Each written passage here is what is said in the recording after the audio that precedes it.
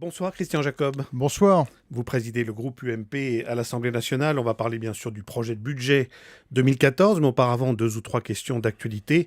Et d'abord, cette baisse du chômage au mois d'août, moins 50 000 demandeurs d'emploi en catégorie A. C'est la première baisse du genre depuis avril 2011. Vous dites hurrah? Écoutez, on était sur quelque chose de prévisible compte tenu de la manière dont le gouvernement a réagi. C'est-à-dire qu'on est sur des emplois qui ont été créés par des financements publics. C'est ça qui est inquiétant. C'est-à-dire qu'on ne crée pas, on n'est pas sur des emplois qui ont été créés par une baisse du coût du travail, par de la nouvelle activité, mais par 5 milliards d'impôts supplémentaires, ce qui se traduit d'ailleurs par une baisse très importante, s'il y a une concurrence, du nombre de contrats d'apprentissage qui ont été signés. Pour les personnes concernées, c'est bien évidemment toujours une bonne nouvelle, mais au-delà de ça, ce qui est inquiétant, c'est qu'on y arrive seulement parce qu'il y a 5 milliards d'argent public et donc d'une certaine forme de fonction Alors ça, publique c'est de les deuxième moyens. zone. Mais Christian Jacob, si cette pente est tenue pendant plusieurs mois, François Hollande va gagner son pari d'inverser la coupe du chômage fin 2013. Ah bah écoutez, moi, si on réussit ce pari, je crois que tout le monde pourra en être satisfait, à condition d'être sur des emplois qui soient pérennes. Et là, on voit bien que, d'ailleurs, quand on se compare avec les autres pays européens, nous sommes encore à 11 points de taux de chômage, quand les Allemands sont à 7. Et nous sommes sur des emplois qui ont été créés avec 5 milliards d'impôts supplémentaires. Et donc, ces emplois ne tiennent pas dans la durée parce que ce ne sont pas des emplois qui sont créés dans des entreprises, on génère de l'activité supplémentaire, où on retrouve des points de compétitivité. Alors, quand Manuel Valls dit que la plupart des Roms ne cherchent pas à s'intégrer à la société française et qu'ils ont vocation à rentrer chez eux en Bulgarie ou en Roumanie, vous trouvez qu'il a raison ? On peut considérer d'être heureux que M. Valls, petit à petit, découvre la réalité. Simplement, on est habitué à Manuel Valls. C'est le ministre des coups de menton, ça n'est pas le ministre de l'action.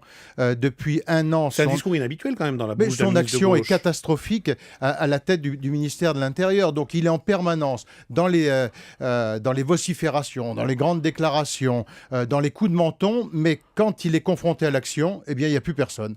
C'est le ministre de la parole. La poignée de main, hier à New York, entre le François Hollande et le nouveau président iranien Rouhani, vous approuvez ? Je pense qu'il faut que la France puisse parler avec l'ensemble des États. Le renouvellement des élections en Iran fait qu'on ne peut pas ignorer l'Iran. C'est la place de la France d'avoir ces contacts internationaux. Ce qu'on regrette simplement, c'est que François Hollande n'ait pas su tenir cette place depuis plusieurs mois. On a vu ce qui s'est passé sur le conflit en Syrie, lorsque la France est complètement mise en dehors de l'accord de Genève passé entre les Russes et les Américains. La France, malheureusement, n'a pas existé du tout sur ce sujet. Et donc, mais sinon, que le président de la République ait des contacts avec toutes les grandes puissances de la région, c'est important. Il faut le faire. Christian Jacob, les 3 juges de Bordeaux qui ont reçu le feu vert pour poursuivre l'instruction dans l'affaire Bettencourt et qui ont confirmé notamment la mise en examen de Nicolas Sarkozy, ils sont politisés ou ils ont bien fait leur travail ? Moi, je n'ai pas l'habitude de commenter des décisions. Je n'ai pas commenté la décision de la Cour d'appel de Bordeaux. Je suis persuadé simplement que la vérité et l'innocence éclatera le moment venu. Bon, maintenant, la décision de la Cour d'appel de Bordeaux est la sienne. Vous leur faites confiance à ces juges ? Je n'ai pas à me prononcer là-dessus, sur confiance ou pas confiance. Je n'ai pas à commenter dans les responsabilités qui sont les miennes une décision de la Cour d'appel. Alors on en vient à ce projet de budget adopté ce matin au Conseil des ministres. Moins 15 milliards d'euros de dépenses publiques pour réduire le déficit public et arriver en dessous des 3% fin 2015. Est-ce que le gouvernement est sur la bonne pente selon vous ?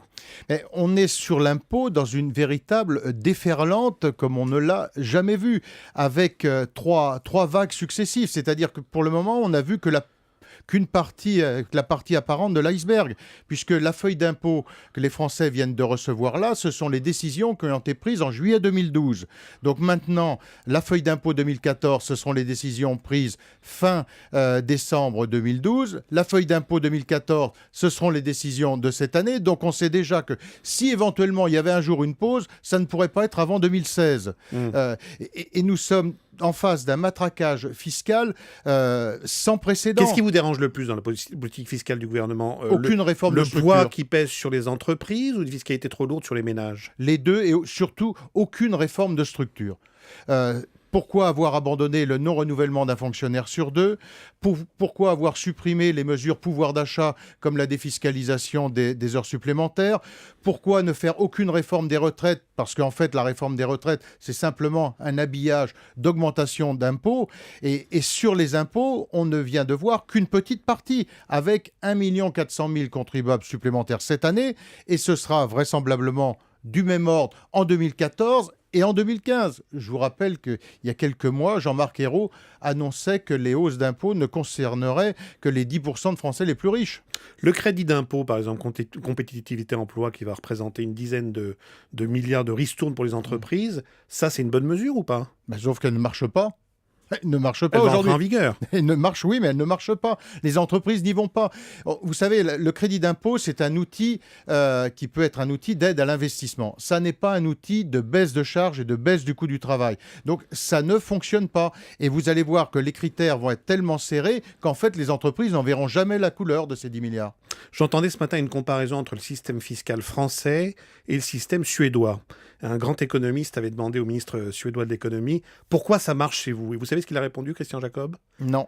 Eh bien, parce qu'on paye beaucoup d'impôts ici. Oui, mais sauf que le système suédois aujourd'hui, il est complètement remis en cause. Et écoutez, un système où on paie beaucoup d'impôts est un mauvais système.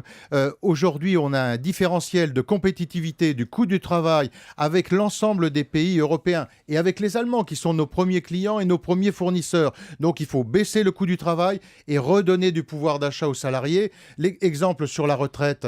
Comment les socialistes réforment la retraite? On augmente les cotisations, donc on baisse le salaire net et on augmente aussi du côté du patronat, donc on baisse, enfin on augmente le coût du travail et on baisse le pouvoir d'achat des salariés. La mesure à prendre, ça n'était pas plus de cotisations comme ils l'ont fait, mais c'est simplement mais de repousser l'âge légal de départ à la retraite et de revenir à 65 ans, clairement. Merci Christian Jacob d'être passé dans Europe Nuit.